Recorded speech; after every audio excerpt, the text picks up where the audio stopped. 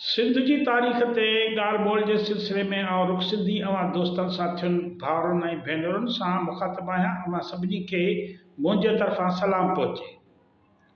अॼु पाण सिंध जो हिकिड़ो अहम किरदारु आहे, उन बाबति ॻाल्हाईंदासीं जंहिंखे सिंध जो विसारियल क़ौमी अॻुवाण बि क़रार ॾेई सघिजे थो।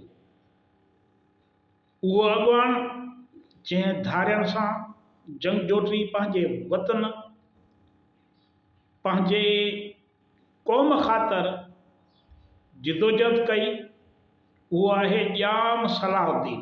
तमामु घटि माण्हुनि खे ख़बर हूंदी समा दौर बाबति ही अहम किरदारु आहे जंहिं सिंध जी आज़ादीअ लाइ वेड़ कई, ॼाम सलाहुद्दीन।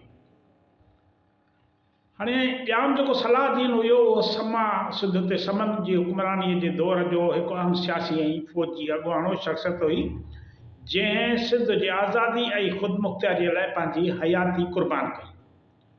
जेतोणीकि संदसि हिकमत अमलीअ में कुझु खामियूं हुयूं, पर संदसि बहादुरी, जिदोजहद ऐं शहादत सिंध जे तारीख़ में क़ौमी मज़ाहिमत जो हिकु यादगार मिसाल आहे।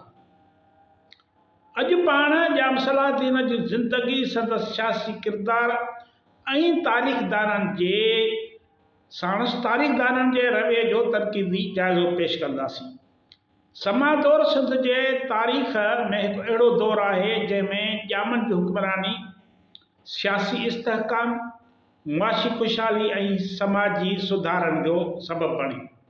ॼाम सलाहुद्दीन ॼाम संजर जो पोटो हो, जेको पंहिंजी ॾाहप, हुस्न ऐं हुक्मरानीअ जे सलाहियत सबबु मशहूरु हुयो।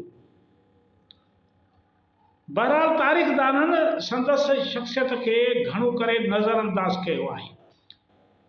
ॼाम सलाहुद्दीन जे सियासी किरदार खे वाज़िह कनि ऐं सिंध जी तारीख़ में संदसि अहमियत खे उजागर करण जी ज़रूरत आहे।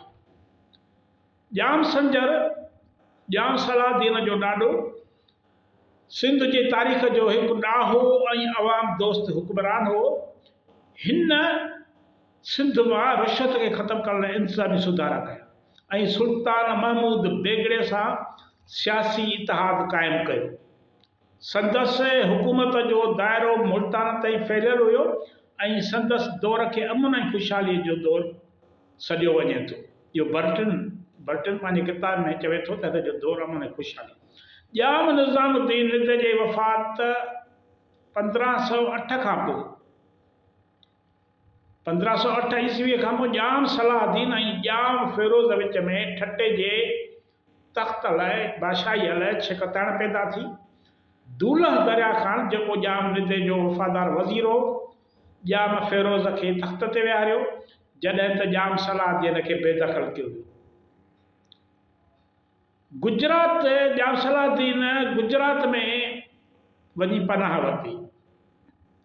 गुजरात में पनाह वठण खां पोइ ॼाम सलाहुद्दीन सुल्तान मुज़फ़र जे मदद सां वॾे लश्कर सां ठटे ते हमलो कयो। ॼाम फ़िरोज़ बिना कंहिं मज़ाहमत करण जे भॼी वियो ऐं ॼाम सलाहुद्दीन आरज़ी तौर ठटे ते क़ाबिज़ थी वियो।